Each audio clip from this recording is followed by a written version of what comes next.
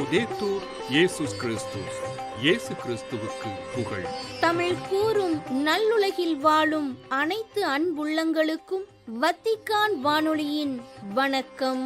இறைவன் உங்கள் உள்ளத்தையும் இல்லத்தையும் தன் அன்பாலும் அருளாலும் அமைதியாலும் இன்றும் என்றும் நிரப்புவாராக.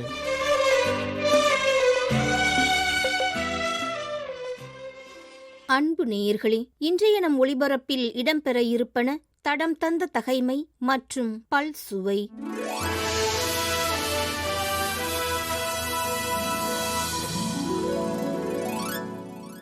தடம் தந்த தகைமை திருச்சட்ட நூலை கண்டெடுத்த தலைமை குரு இல்கியா.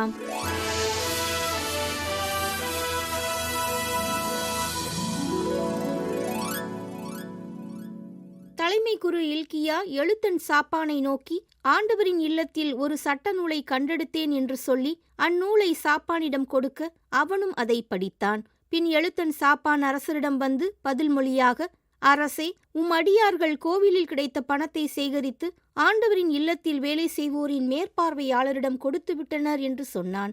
மேலும் அவன் அரசரிடம், குரு இல்கியா என்னிடம் ஒரு நூலை கொடுத்துள்ளார் என்று கூறி அரசர் முன்னிலையில் அதை படித்து காட்டினான். அரசர் சட்ட நூலின் வார்த்தைகளை கேட்டதும் தம் ஆடைகளை கிழித்துக் கொண்டார். பின் குரு இல்கியாவையும் சாப்பானின் மகன் அகிக்காமையும் மீகாயாவின் மகன் அக்போரையும் எழுத்தன் சாப்பானையும் அரச அலுவலன் அசாயாவையும் நோக்கி, அரசரிட்ட கட்டளை இதுவே: நீங்கள் போய் என்னை குறித்தும் மக்களை குறித்தும் யூதா முழுவதை குறித்தும் கண்டெடுக்கப்பட்ட இந்நூலில் என்ன எழுதப்பட்டுள்ளது என்று ஆண்டவரின் திருவுளத்தை தெரிந்து வாருங்கள். ஏனெனில் இந்நூலில் நமக்காக எழுதப்பட்டுள்ளவற்றிற்கு நம் மூதாதையர்கள் செவி கொடுக்கவும் இல்லை, அவற்றின்படி நடக்கவும் இல்லை என்றார்.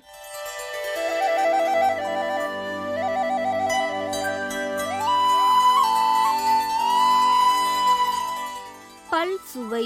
இவ்வார புனிதர்கள்: தூய லூர்து அன்னை திருவிழா.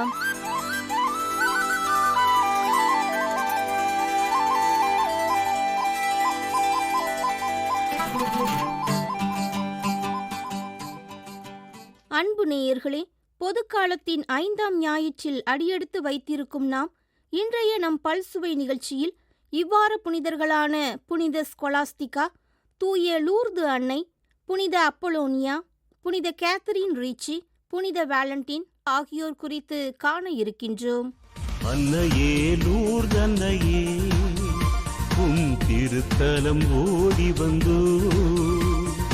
அன்னையே எமதன்னையே, உன் அடைக்கலம் நாடி வந்தோ. வாழ்க மரிய வாழ்க, வாழ்க மரிய வாழ்க.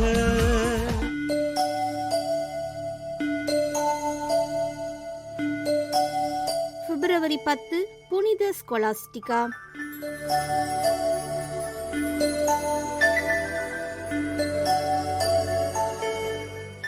கிபி 480ஆம் ஆண்டு இத்தாலியில் பிறந்தவர் ஸ்கொலாஸ்டிகா.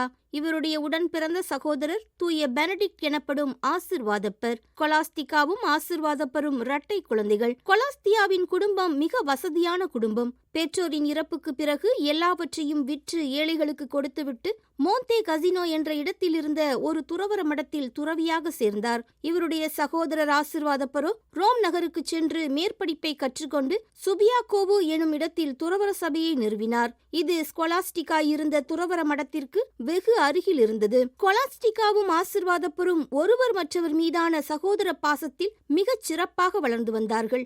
அவர்கள் இருவரும் ஒவ்வொரு ஆண்டும் தவக்காலத்திற்கு முன்பாக ஒரு நாள் கூடி அன்றைய நாள் முழுவதும் ஆன்மீக காரியங்களை குறித்தும் சபையின் செயல்பாடுகள் குறித்தும் மணிக்கணக்காக பேசிவிட்டு அதன் பிறகே தங்களுடைய துறவற மடத்திற்கு திரும்புவார்கள்.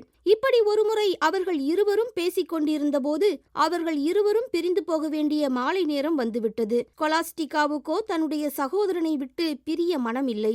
ஏனென்றால் தன்னுடைய இறப்பு நெருங்கி வந்துவிட்டது என்பதை உணர்ந்த ஸ்கொலாஸ்டிகா தன்னுடைய சகோதரனோடு இன்னும் சிறிது நேரம் பேச வேண்டும் என்று நினைத்தார். ஆனால் ஆசிர்வாதப்பரோ நேரம் கடந்து பேசுவது சபை ஒழுக்கத்திற்கு எதிரானது என்று கூறினார். ஸ்கொலாஸ்டிகாவோ தன்னுடைய சகோதரரோடு எப்படியாவது இருக்க வேண்டும் என்று நினைத்தார். அதனால் அவர் இறைவனிடம், என்னுடைய சகோதரன் இந்த நாள் முழுவதும் என்னோடு இருக்க வேண்டும், அதற்கு நீர்தான் வழிவகை செய்ய வேண்டுமென்று ஜெபித்தார்.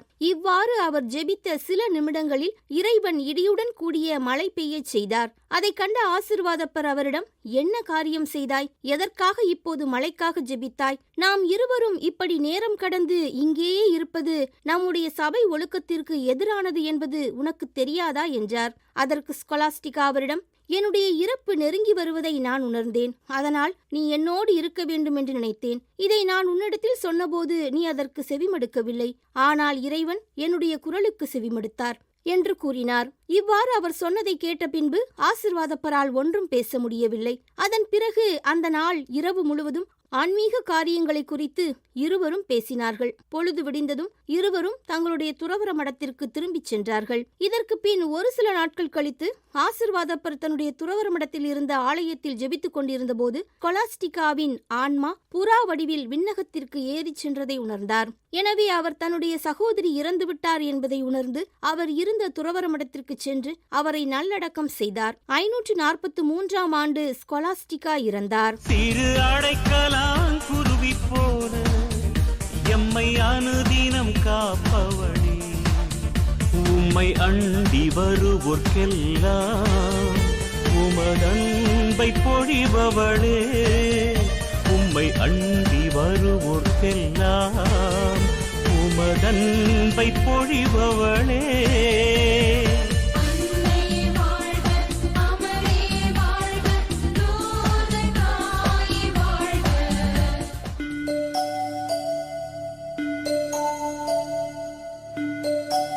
பிப்ரவரி 11 தூய லூர்து அன்னை திருவிழா.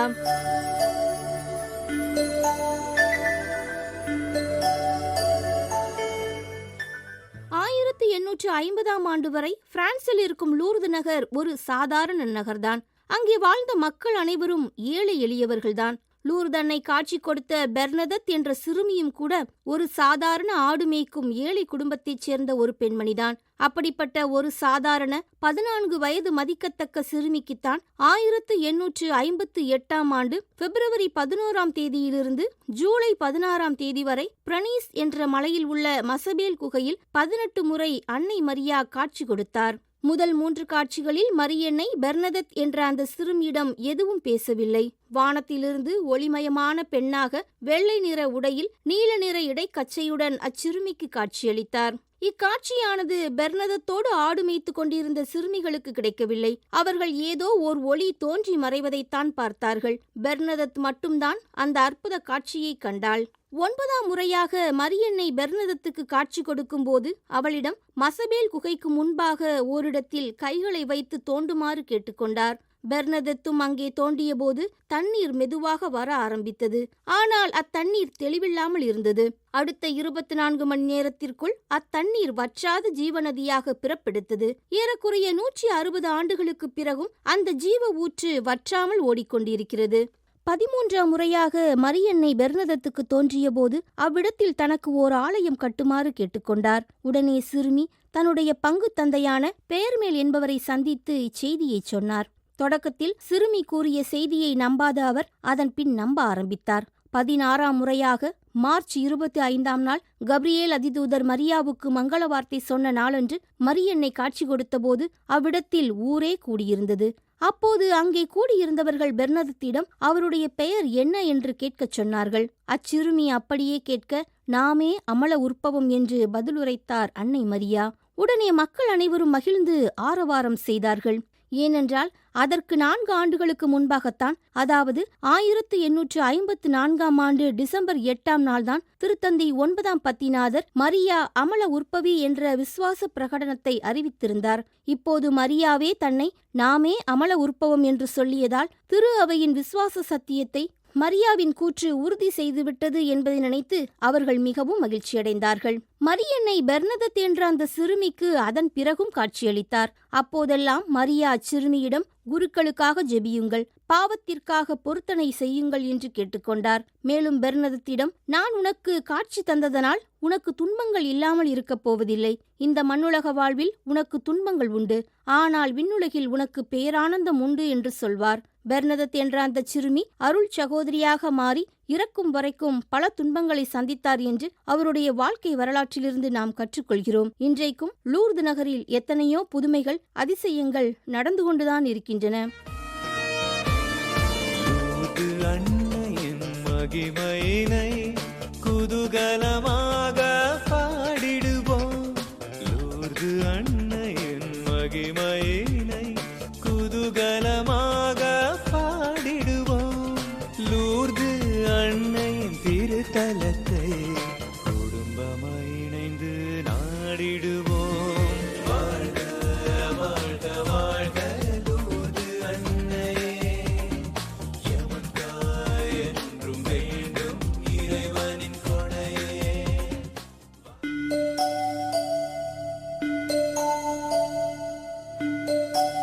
பிப்ரவரி 12 புனித அப்பலோனியா.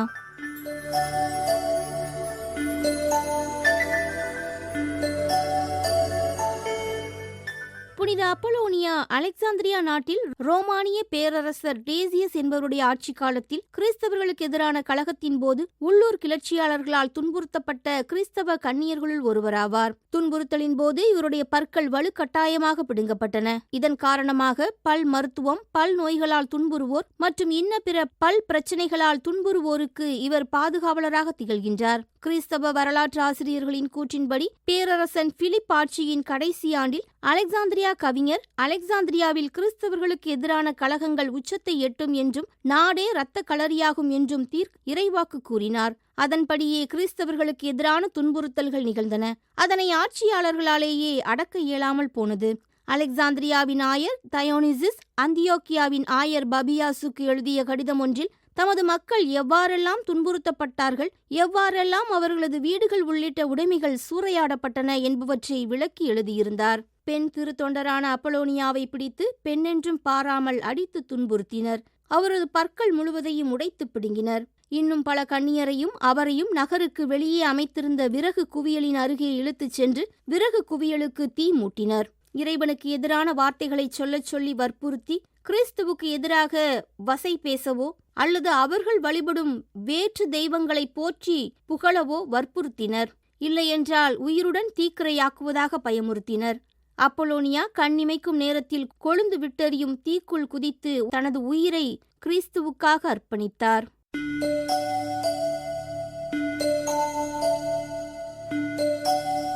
பிப்ரவரி 13 புனித கேத்தரின் தே ரீச்சி.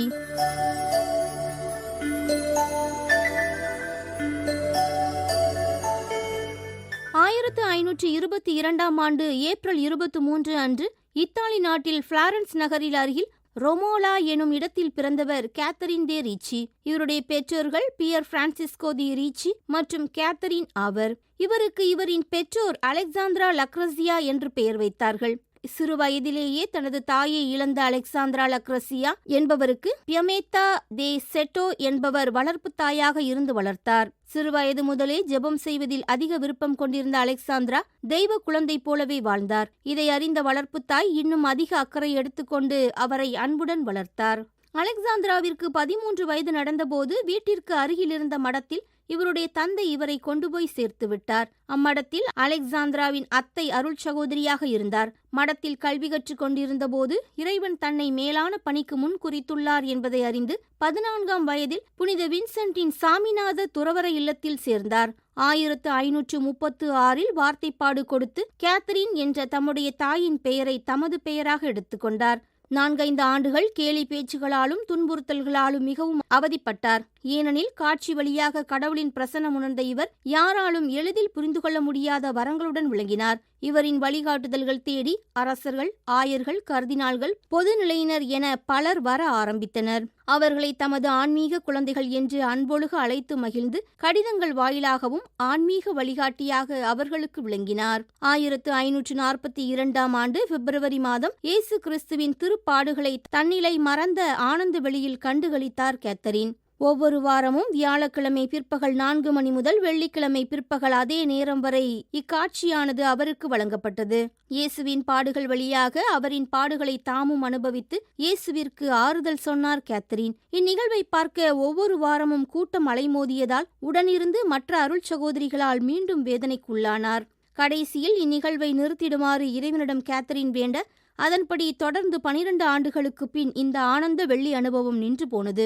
இந்த கால இடைவெளியில் நவதுறவிகளுக்கு பயிற்றுனராகவும் சபையின் துணைத் தலைவராகவும் இருந்த கேத்தரின் தனது 25 வயதிலேயே சபையின் தலைவியாகவும் நியமிக்கப்பட்டார். தமது சிறப்பான ஆளுமை திறத்தால் சபையை பாங்குற வழிநடத்தினார். இவர் வாழ்ந்த காலத்தில் பல முக்கிய புனிதர்களும் வாழ்ந்தனர். அவர்களுள் பிலிப்பு நேரி மற்றும் மேக்தலின் இவரிடமும் நேரில் இல்லாமலேயே காட்சி வழியாக முகமுகமாக பேசி ஆன்மீக அருளை பகிர்ந்தார். உத்தரிக்கிற நிலையில் இருக்கிற ஆன்மாக்கள் ஈடேற்றம் பெறவும் இறைவனை அடையவும் தொடர்ந்து ஒருத்தல் முயற்சிகள் செய்ததுடன் கழுத்தில் இரும்பு சங்கிலியும் அணிந்து ஜெபித்தார். கேத்தரின் நோயுற்று 1590 ஆண்டு பிப்ரவரி 1 தேதி இறந்தார். திருத்தந்தை 12ஆம் கிளெமெண்ட் 1732 ஆண்டு இவரை அருளாளராக அறிவிக்க, திருத்தந்தை 14ஆம் ஆசீர்வாதப்பர் 1746 ஆண்டு இவரை புனிதர் நிலைக்கு உயர்த்தினார்.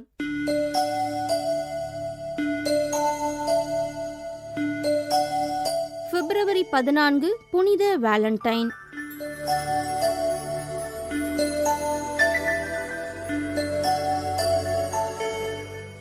ரோமையில் குருவாக இருந்த வேலண்டைன் ஒரு மருத்துவரும் ஆவார். பேரரசர் 2ஆம் கிளாடியூஸின் காலத்தில் நடந்த மறைக்களத்தில் பாதிக்கப்பட்ட மக்களுக்கு பணியாற்றினார். எண்ணற்றோர் அத்துன்பக்கிணத்தை பருகாமல் தப்பித்துச் செல்ல வழிவகுத்தவர். சிறைச்சாலைகளுக்குள் சென்று ஆறுதல் மொழி கூறி ஆற்றுப்படுத்தினார். அதே வேளையில் பெர்சியாவிலிருந்து புனித மாரியூஸ் குடும்பத்தினர் ரோமைக்கு திருப்பயணமாக வந்திருந்தார்கள்.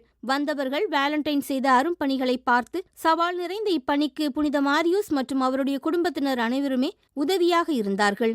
திருமணமான படை வீரர்களை விட திருமணமாகாத வீரர்களே வீரமான முழு திறனுடன் போராடுவார்கள் என்று நினைத்த பேரரசன் வீரர்கள் திருமணம் செய்வதை தடுத்து வந்தார். இத்தடையை மீறி பல வீரர்களுக்கு வேலண்டைன் மணமுடித்து வைத்தார். வேலண்டைன் செய்வதையெல்லாம் கேட்டறிந்த பேரரசன் அவரை கைது செய்து ரோமை ஆளுநரிடம் அனுப்பினார். பொறுமையாக இருந்த ஆளுநன் கத்தோலிக்க கிறிஸ்தவ மறையை மறுத்த ரோமை தெய்வத்தை பேரரசரை வணங்க கட்டளையிட்டான். வேலண்டைனோ மறுத்தார். எனவே துன்புறுத்தினான். பல்வேறு துன்பங்களுக்கு வேலண்டைன் ஆளானார். வெகுண்டெழுந்த ஆளுநன் அவரை கொலை செய்ய ஆணை பிறப்பித்தான்.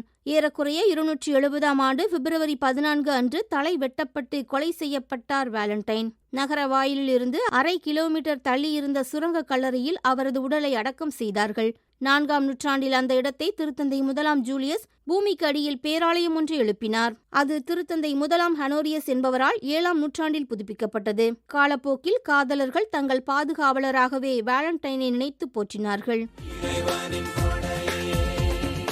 லூர்து அன்னையின் திருப்புகழ் ஓங்க எளியோர் புகழ்ச்சியை ஏந்திடும் கொடியே. லூர்து அன்னையின் திருப்புகழ் ஓங்க எளியோர் புகழ்ச்சியை ஏந்திடும் கொடியே. வீசிடும் காற்றில் நயமுடன் பறக்க அன்னையின் திருக்கொடி ஏறுதல் காண்பீர். லூர்து அன்னையின் மகிமையினை குதூகலமாக பாடிடுவோம். லூர்து அன்னையின் மகிமையினை குதூகலமாக பாடிடுவோம். லூர்து அன்னையின் திருத்தலத்தை குடும்பமாய் இணைந்து நாடிடுவோம். வாழ்க வாழ்க வாழ்க லூர்து அன்னையே, எமக்காய் என்றும் வேண்டும் இறைவனின் கொடையே. வாழ்க வாழ்க வாழ்க லூர்து அன்னையே, எமக்காய் என்றும் வேண்டும் இறைவனின் கொடையே. தூய லூர்து அன்னை திருவிழா என்ற தலைப்பில் இவ்வாறு புனிதர்கள் என்ற நிகழ்வினை பல்சுவையாக உங்களுக்கு வழங்கியது வத்திக்கான் வானொலி. உங்களது ஆர்வமுள்ள செவிமடுத்தலுக்கு நன்றி. வணக்கம்.